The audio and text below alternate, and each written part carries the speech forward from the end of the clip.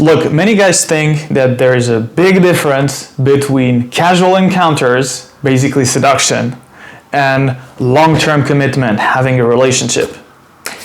Everybody thinks that when you do the seduction right and it leads to a relationship, then the game changes, everything is already won, and this attraction that you had for each other is already there. That's basically the falling in love thing, where you think that you fall in love with someone and that because you are in love, it should happen forever, right?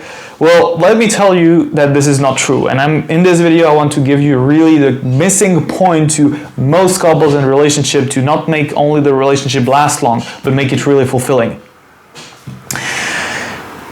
When you create a connection with someone, whether it's your parents, your friends, but especially your partner and your sexual partner, because this is something that happens mostly and the most strongly through a sexual connection, you release a hormone called oxytocin. There are many other things that are involved in the mechanism of pleasure and attachment, but this hormone is basically what makes you feel connected, the need to see that person again, feel that again. And there is a habituation process. So basically, it probably comes from evolution. We're kind of meant to meet each other and then procreate. And then after that, it's more important to care about the development of the kids than of the couple. This is not necessarily something that is 100% common or natural to want to be together for a long term. But nevertheless, that doesn't say that it's not possible or at all. In this video, I'm actually going to give you the solution to that. But in the span of the moment you kind of fall in love and you start to release all those hormones and you have a strong sexual connection and everything is an adventure, you discover the person, there is always some dopamine rushes because there is something new and you feel happy and you feel like it's going to be like that forever. After a span of about 12 to 18 months, those levels start to drop pretty dramatically. So you basically, that's the moment when you feel like you're getting into a routine. There is not so much more to learn about the partner. There's not so much more to discover about your own relationship, and you kind of establish habits. And this kind of is at the core of giving you the feeling of, well, I love this person. I feel love. But in French, I would say you don't feel the I'm amoureux. I'm in. In English, it would be that you are in love, but you are not falling in love. I don't know how to translate it. In French, it would be, again, look into that, but tu aimes la personne, mais tu n'es pas amoureux.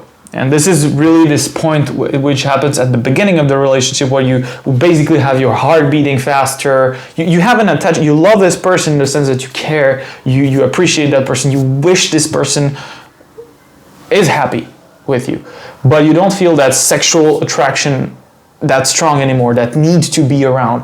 And so there are basically two reactions to that. Either you're someone that has a lot of options in your life, and you would basically start to potentially see other opportunities around and be curious about what else is there, which can be totally fine. Or you're someone that really got very, very strongly in contact with that partner, and there is nothing else around that, and that can create basically a codependent relationship where you strive, you seek those levels of hormones that go up, and you need that person to be more and more and more around you to get there, until you reach a plateau where basically the person cannot be more around you. You don't create those hormones that much, and you just feel that something is broken. And that's because people make those distinctions between the beginning and the relationship. There is no difference. The key to create those rushes and this feeling of adventure is exactly what happens in the beginning. It's this seduction part.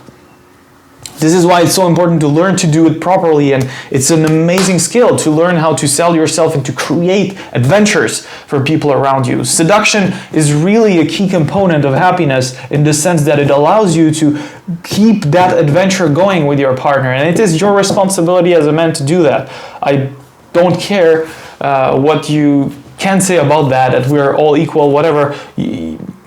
Just take the responsibility. It will be easier. It's your role. It's your job to make this crazy seduction part going on. It's important to know how to add variety is the key to that. Add variety in your relationship and add stronger things and lighter things. Add humor and a little bit more seriousness, and have this variety of stuff that will keep the relationship going and fueling. Always having some new adventures, some new stuff that come on the way. Never use, like let's say marriage, to get out of boredom, thinking that when you will get married, things will sort themselves out. Don't ever assume that you got it. Don't ever assume that you own your partner's love forever, because that's not true. This is something that might hold.